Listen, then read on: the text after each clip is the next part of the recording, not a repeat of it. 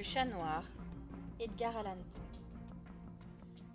Relativement à la très étrange et pourtant très familière histoire que je vais coucher par écrit, je n'attends ni ne demande que l'on me croie. Vraiment, je serais fou de m'y attendre dans un cas où mes sens eux-mêmes rejettent leur propre témoignage. Cependant, je ne suis pas fou, et très certainement je ne rêve pas. Mais demain je meurs, et aujourd'hui je voudrais décharger mon âme. Mon dessein immédiat est de placer devant le monde, clairement, succinctement et sans commentaire, une série de simples événements domestiques. Dans leurs conséquences, ces événements m'ont terrifié, m'ont torturé, m'ont anéanti. Cependant, je n'essaierai pas de les élucider. Pour moi, ils ne m'ont guère présenté que de l'horreur. À beaucoup de personnes, ils paraîtront moins terribles que baroques. Plus tard, peut-être, il se trouvera une intelligence qui réduira mon fantôme à l'état de lieu commun, quelque intelligence plus calme, plus logique et beaucoup moins excitable que la mienne, qui ne trouvera dans les circonstances que je raconte avec terreur qu'une succession ordinaire de causes et d'effets très naturels.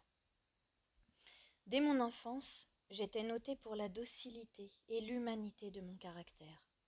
Ma tendresse de cœur était même si remarquable qu'elle avait fait de moi le jouet de mes camarades. J'étais particulièrement fou des animaux, et mes parents m'avaient permis de posséder une grande variété de favoris. Je passais presque tout mon temps avec eux, et je n'étais jamais si heureux que quand je les nourrissais et les caressais. Cette particularité de mon caractère s'accrut avec ma croissance, et quand je devins homme, j'en fis une de mes principales sources de plaisir. Pour ceux qui envoient une affection à un chien fidèle et sagace, je n'ai pas besoin d'expliquer la nature ou l'intensité des jouissances qu'on peut en tirer. Il y a dans l'amour désintéressé d'une bête, dans ce sacrifice d'elle-même, quelque chose qui va directement au cœur de celui qui a fréquemment eu l'occasion de vérifier la chétive amitié et la fidélité de gaz de l'homme naturel. Je me mariai de bonne heure, et je fus heureux de trouver dans ma femme une disposition sympathique à la mienne. Observant mon goût pour ses favoris domestiques, elle ne perdit aucune occasion de me procurer ceux de l'espèce la plus agréable. Nous eûmes des oiseaux, un poisson doré, un beau chien, des lapins, un petit singe et un chat. Ce dernier était un animal remarquablement fort et beau, entièrement noir et d'une sagacité merveilleuse. En parlant de son intelligence, ma femme, qui au fond n'était pas peu pénétrée de superstition, faisait de fréquentes allusions à l'ancienne croyance populaire qui regardait tous les chats noirs comme des sorcières déguisées. Ce n'est pas qu'elle fût toujours sérieuse sur ce point, et si je mentionne la chose, c'est simplement parce que cela me revient, en ce moment même, à la mémoire. Pluton, c'était le nom du chat, était mon préféré, mon camarade. Moi seul, je le nourrissais, et il me suivait dans la maison partout où j'allais. Ce n'était même pas sans peine que je parvenais à l'empêcher de me suivre dans les rues. Notre amitié subsista ainsi plusieurs années, durant lesquelles l'ensemble de mon caractère et de mon tempérament, par l'opération du démon intempérance, je rougis de le confesser, subit une altération radicalement mauvaise. Je devins de jour en jour plus morne, plus irritable, plus insoucieux des sentiments des autres. Je me permis d'employer un langage brutal à l'égard de ma femme. À la longue, je lui infligeais même des violences personnelles. Mes pauvres favoris, naturellement, durent ressentir le changement de mon caractère. Non seulement je les négligeais, mais je les maltraitais. Quant à Pluton, toutefois, j'avais encore pour lui une considération suffisante qui m'empêchait de le malmener, tandis que je n'éprouvais aucun scrupule à maltraiter les lapins, le singe et même le chien, quand par hasard ou par amitié il se jetait dans mon chemin. Mais mon mal m'envahissait de plus en plus, car quel mal est comparable à l'alcool? Et à la longue, Pluton lui-même, qui maintenant se faisait vieux et qui naturellement devenait quelque peu maussade, Pluton lui-même commença à connaître les effets de mon méchant caractère.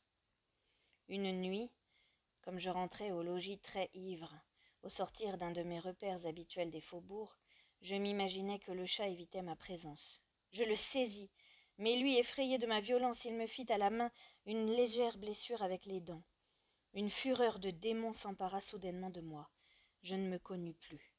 Mon âme originelle sembla tout d'un coup s'envoler de tout mon corps, et une méchanceté hyper diabolique, saturée de djinn, pénétra chaque fibre de mon être. Je tirai de la poche de mon gilet un canif, je l'ouvris, Je saisis la pauvre bête par la gorge et délibérément je fis sauter un de ses yeux de son orbite. Je rougis, je brûle, je frissonne en écrivant cette damnable atrocité. Quand la raison me revint avec le matin, quand j'eus cuvé les vapeurs de ma débauche nocturne, j'éprouvai un sentiment moitié d'horreur, moitié de remords pour le crime dont je m'étais rendu coupable. Mais c'était tout au plus un faible et équivoque sentiment, et l'âme n'en subit pas les atteintes. Je me replongeai dans les excès, et bientôt je noyai dans le vin tout le souvenir de mon action. Cependant, le chat guérit lentement. L'orbite de l'œil perdu présentait, il est vrai, un aspect effrayant, mais il n'en parut plus souffrir désormais.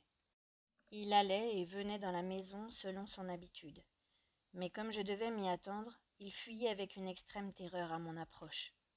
Il me restait assez de mon ancien cœur pour me sentir d'abord affligée de cette évidente antipathie de la part d'une créature qui jadis m'avait tant aimée. Mais ce sentiment fit bientôt place à l'irritation, et alors apparut comme pour ma chute finale et irrévocable l'esprit de perversité. De cet esprit, la philosophie ne tient aucun compte.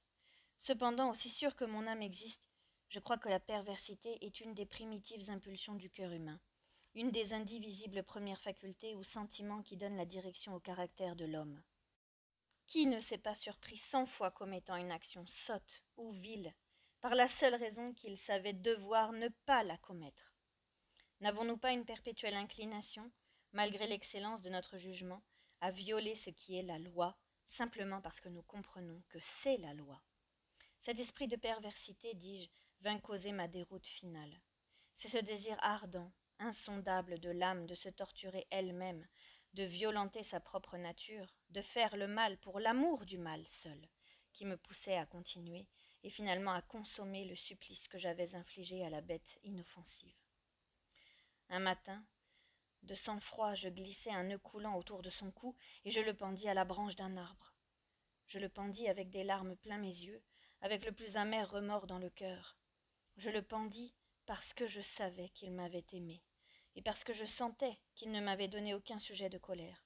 Je le pendis parce que je savais qu'en faisant ainsi, je commettais un péché mortel, qui compromettait mon âme immortelle, au point de la placer, si une telle chose était possible, même au-delà de la miséricorde infinie du Dieu très miséricordieux et très terrible. Dans la nuit qui suivit le jour où fut commise cette action cruelle, je fus tiré de mon sommeil par le cri. « Au feu !» Les rideaux de mon lit étaient en flammes, toute la maison flambait. Ce ne fut pas sans une grande difficulté que nous échappâmes à l'incendie, ma femme, un domestique et moi. La destruction fut complète. Toute ma fortune fut engloutie, et je m'abandonnai dès lors au désespoir. Je ne cherche pas à établir une liaison de cause à effet entre l'atrocité et le désastre. Je suis au-dessus de cette faiblesse. Mais je rends compte d'une chaîne de faits, et je ne veux pas négliger un seul anneau. Le jour qui suivit l'incendie, je visitais les ruines. Les murailles étaient tombées, une seule exceptée.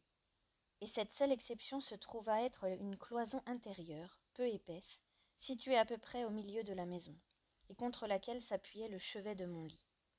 La maçonnerie avait ici, en grande partie, résisté à l'action du feu, fait que j'attribuais à ce qu'elle avait été récemment remise à neuf. Autour de ce mur, une foule épaisse était rassemblée, et plusieurs personnes paraissaient en examiner une portion particulière avec une minutieuse et vive attention. Les mots « étrange »,« singulier » et autres expressions semblables excitèrent ma curiosité. Je m'approchai et je vis, semblable à un bas-relief, sculpté sur la surface blanche, la figure d'un gigantesque chat. L'image était rendue avec une exactitude vraiment merveilleuse. Il y avait une corde autour du cou de l'animal. Tout d'abord, en voyant cette apparition, car je ne pouvais guère considérer cela que comme une apparition, mon étonnement et ma terreur furent extrêmes. Mais enfin, la réflexion vient à mon aide. Le chat, je m'en souvenais, avait été pendu dans un jardin adjacent à la maison. Au cri d'alarme, ce jardin avait été immédiatement envahi par la foule, et l'animal avait dû être détaché de l'arbre par quelqu'un et jeté dans ma chambre à travers une fenêtre ouverte. Cela avait été fait sans doute dans le but de m'arracher au sommeil. La chute des autres murailles avait comprimé la victime de ma cruauté dans la substance du plâtre fraîchement étendu. La chaux de ce mur, combinée avec les flammes et l'ammoniaque du cadavre, avait ainsi opéré l'image telle que je la voyais. Quoique je satisfisse ainsi lestement ma raison, sinon tout à fait ma conscience relativement au fait surprenant que je viens de raconter, il n'en fit pas moins sur mon imagination une impression profonde. Pendant plusieurs mois, je ne pus me débarrasser du fantôme du chat. Et durant cette période, un demi-sentiment revint dans mon âme, qui paraissait être, mais qui n'était pas, le remords. J'allais jusqu'à déplorer la perte de l'animal et à chercher autour de moi, dans les bouges méprisables que maintenant je fréquentais habituellement, un autre favori de la même espèce et d'une figure à peu près semblable pour le suppléer.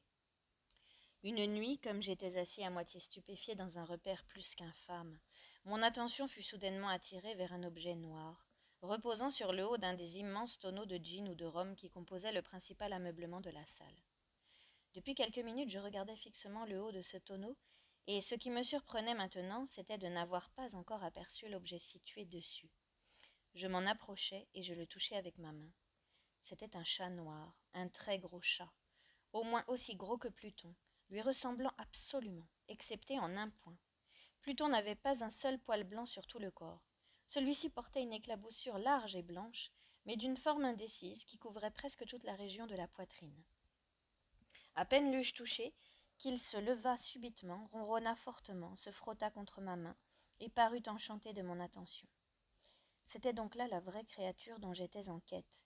J'offris tout de suite au propriétaire de le lui acheter, mais cet homme ne le revendiqua pas, ne le connaissait pas, ne l'avait jamais vu auparavant. Je continuai mes caresses, et quand je me préparais à retourner chez moi, l'animal se montra disposé à m'accompagner. Je lui permis de le faire, me baissant de temps à autre et le caressant en marchant. Quand il fut arrivé à la maison, il s'y trouva comme chez lui, et devint tout de suite le grand ami de ma femme. Pour ma part, je sentis bientôt s'élever en moi une antipathie contre lui. C'était justement le contraire de ce que j'avais espéré. Mais je ne sais ni comment ni pourquoi cela eut lieu. Son évidente tendresse pour moi me dégoûtait presque et me fatiguait. Par de lents degrés, ces sentiments de dégoût et d'ennui s'élevèrent jusqu'à l'amertume de la haine. J'évitais la créature, une certaine sensation de honte et le souvenir de mon premier acte de cruauté m'empêchèrent de la maltraiter. Pendant quelques semaines, je m'abstins de battre le chat ou de le malmener violemment, mais graduellement, insensiblement, j'en vins à le considérer avec une indicible horreur et à fuir silencieusement son odieuse présence, comme le souffle d'une peste. Ce qui ajouta sans doute à ma haine contre l'animal fut la découverte que je fis le matin, après l'avoir amené à la maison, que, comme Pluton, lui aussi avait été privé d'un de ses yeux. Cette circonstance, toutefois, ne fit que le rendre plus cher à ma femme, qui, comme je l'ai déjà dit, possédait à un haut degré cette tendresse de sentiment qui jadis avait été mon trait caractéristique, et la source fréquente de mes plaisirs les plus simples et les plus purs. Néanmoins, l'affection du chat pour moi paraissait s'accroître en raison de mon aversion contre lui.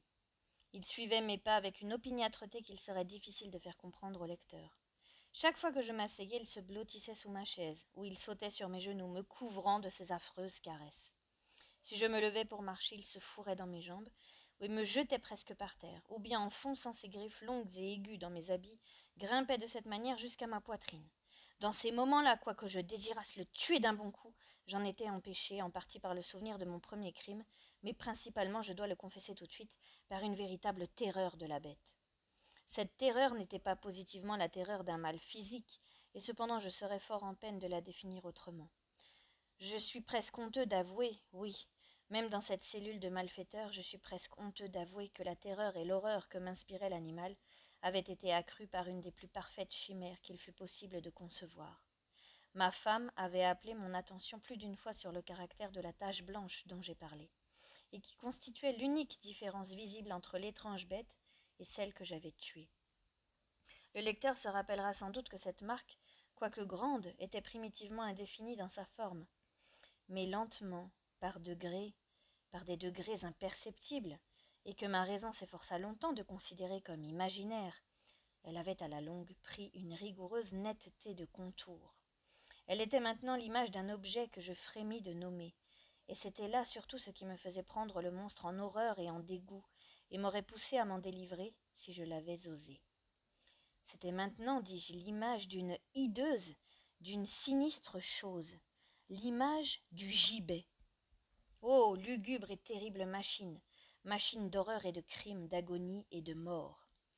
Et maintenant, j'étais en vérité misérable au-delà de la misère possible de l'humanité. Une bête brute dont j'avais avec mépris détruit le frère, une bête brute engendrée pour moi, homme façonné à l'image du Dieu très haut, une si grande et une si intolérable infortune. Hélas, je ne connaissais plus la béatitude du repos, ni le jour, ni la nuit. Durant le jour, la créature ne me laissait pas seule un moment, et pendant la nuit, à chaque instant, quand je sortais de mes rêves pleins d'une intraduisible angoisse, c'était pour sentir la tiède haleine de la chose sur mon visage, et son immense poids, incarnation d'un cauchemar que j'étais impuissant à secouer, éternellement posé sur mon cœur. Sous la pression de pareils tourments, le peu de bon qui restait en moi succomba. De mauvaises pensées devinrent mes seules intimes, les plus sombres et les plus mauvaises de toutes les pensées. La tristesse de mon humeur habituelle s'accrut jusqu'à la haine de toute chose et de toute humanité. Cependant ma femme, qui ne se plaignait jamais, hélas, était mon souffre-douleur ordinaire, la plus patiente victime des soudaines, fréquentes et indomptables éruptions d'une furie à laquelle je m'abandonnais dès lors aveuglément. Un jour, elle m'accompagna pour quelques besognes domestiques dans la cave du vieux bâtiment où notre pauvreté nous contraignait d'habiter. Le chat me suivit sur les marches roides de l'escalier, et m'ayant presque culbuté la tête la première, m'exaspéra jusqu'à la folie. Levant une hache et oubliant dans ma rage la peur puérile qui jusque-là avait retenu ma main, j'adressai à l'animal un coup qui eût été mortel s'il avait été porté comme je le voulais. Mais ce coup fut arrêté par la main de ma femme. Cette intervention m'aiguillonna jusqu'à une rage plus que démoniaque. Je débarrassai mon bras de son étreinte et lui enfonçai ma hache dans le crâne. Elle tomba morte sur la place, sans pousser un gémissement. Cet horrible meurtre accompli, je me mis immédiatement et très délibérément en mesure de cacher le corps. Je compris que je ne pouvais pas le faire disparaître de la maison, soit de jour, soit de nuit, sans courir le danger d'être observé par les voisins.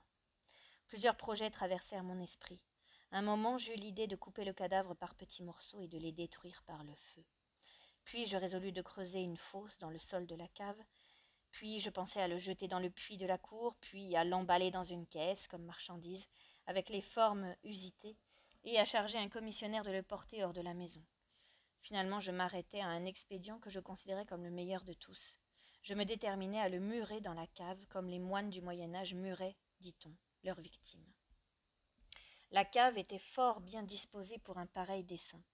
Les murs étaient construits négligemment et avaient été récemment enduits dans toute leur étendue d'un gros plâtre que l'humidité de l'atmosphère avait empêché de durcir. De plus, dans l'un des murs, il y avait une saillie, causée par une fausse cheminée, ou espèce d'âtre, qui avait été comblée et maçonnée dans le même genre que le reste de la cave. Je ne doutais pas qu'il ne me fût facile de déplacer les briques à cet endroit, d'y introduire le corps et de murer le tout de la même manière, de sorte qu'aucun œil n'y put rien découvrir de suspect. Et je ne fus pas déçu dans mon calcul. À l'aide d'une pince, je délogeai très aisément les briques, et ayant soigneusement appliqué le corps contre le mur intérieur, je le soutins dans cette position jusqu'à ce que j'eusse établi, sans trop de peine, toute la maçonnerie dans son état primitif. M'étant procuré du mortier, du sable et du poêle, avec toutes les précautions imaginables, je préparai un crépi qui ne pouvait pas être distingué de l'ancien, et j'en recouvris très soigneusement le nouveau briquetage. Quand j'eus fini, je vis avec satisfaction que tout était pour le mieux. Le mur ne présentait pas la plus légère trace de dérangement. J'enlevai tous les gravats avec le plus grand soin, j'épluchai pour ainsi dire le sol, je regardai triomphalement autour de moi et me dis à moi-même « Ici au moins, ma peine n'aura pas été perdue. » Mon premier mouvement fut de chercher la bête qui avait été la cause d'un si grand malheur, car à la fin, j'avais résolu fermement de la mettre à mort. Si j'avais pu la rencontrer dans ce moment, sa destinée était claire. Mais il paraît que l'artificieux animal avait été alarmé par la violence de ma récente colère, et qu'il prenait soin de ne pas se montrer dans l'état actuel de mon humeur. Il est impossible de décrire ou d'imaginer la profonde, la béate sensation de soulagement que l'absence de la détestable créature détermina dans mon cœur. Elle ne se présenta pas de toute la nuit, et ainsi ce fut la première bonne nuit, depuis son introduction dans la maison, que je dormis solidement et tranquillement. Oui, je dormis, avec le poids de ce meurtre sur l'âme. Le second et le troisième jour s'écoulèrent, et cependant mon bourreau ne vint pas. Une fois encore, je respirais comme un homme libre. Le monstre, dans sa terreur, avait vidé les lieux pour toujours. Je ne le verrais donc plus jamais. Mon bonheur était suprême. La criminalité de ma ténébreuse action ne m'inquiétait que fort peu. On avait bien fait une espèce d'enquête, mais elle s'était satisfaite à bon marché. Une perquisition avait même été ordonnée, mais naturellement on ne pouvait rien découvrir. Je regardais ma félicité à venir comme assurée. Le 4e jour depuis l'assassinat, une troupe d'agents de police vint très inopinément dans la maison et procéda de nouveau à une rigoureuse investigation des lieux. Confiant, néanmoins, dans l'impénétrabilité de la cachette, je n'éprouvais aucun embarras. Les officiers me firent les accompagner dans leurs recherches. Ils ne laissèrent pas un coin, pas un angle inexploré. À la fin, pour la 3e ou 4e fois, ils descendirent dans la cave. Pas un muscle en moi ne tressaillit. Mon cœur battait paisiblement, comme celui d'un homme qui dort dans l'innocence. J'arpentais la cave d'un bout à l'autre, je croisais mes bras sur ma poitrine, me promenais çà et là, avec aisance. La police était pleinement satisfaite et se préparait à décamper. La jubilation de mon cœur était trop forte pour être réprimée. Je brûlais de dire au moins un mot, rien qu'un mot, en manière de triomphe et de rendre 2 fois plus convaincus leur conviction de mon innocence. « Gentlemen, dis-je à la fin, comme leur troupe remontait l'escalier, je suis enchantée d'avoir apaisé vos soupçons. Je vous souhaite à tous une bonne santé et un peu plus de courtoisie. Soit dit en passant, gentlemen, voilà une maison singulièrement bien bâtie. » Dans mon désir enragé de dire quelque chose d'un air délibéré, je savais à peine ce que je débitais. Je puis dire que c'est une maison admirablement bien construite. Ces murs, est-ce que vous partez, gentlemen? Ces murs sont solidement maçonnés. Et ici, par une bravade frénétique, je frappais fortement avec une canne que j'avais à la main, juste sur la partie du briquetage derrière laquelle se tenait le cadavre de l'épouse de mon cœur. Ah, qu'au moins Dieu me protège et me délivre des griffes de l'archidémon. À peine l'écho de mes coups était-il tombé dans le silence, qu'une voix me répondit au fond de la tombe. Une plainte, d'abord voilée et entrecoupée comme le sanglotement d'un enfant, puis bientôt s'enflant en un cri prolongé, sonore et continu, tout à fait anormal et anti-humain, un hurlement, un glapissement, moitié horreur et moitié triomphe, comme il en peut monter seulement de l'enfer, affreuse harmonie jaillissant à la fois de la gorge des damnés dans leur torture et des démons exultant dans la damnation. Vous dire mes pensées, ce serait folie. Je me sentis défaillir, et je chancelai contre le mur opposé. Pendant un moment, les officiers placés sur les marches restèrent immobiles, stupéfiés par la terreur. Un instant après, une douzaine de bras robustes s'acharnaient sur le mur. Il tomba tout d'une pièce. Le corps, déjà grandement délabré et souillé de sang grumelé, se tenait droit devant les yeux des spectateurs. Sur sa tête, avec la gueule rouge dilatée et l'œil unique flamboyant, était perchée la hideuse bête dont l'astuce m'avait induit à l'assassinat et dont la voix révélatrice m'avait livré au bourreau. J'avais muré le monstre dans la tombe.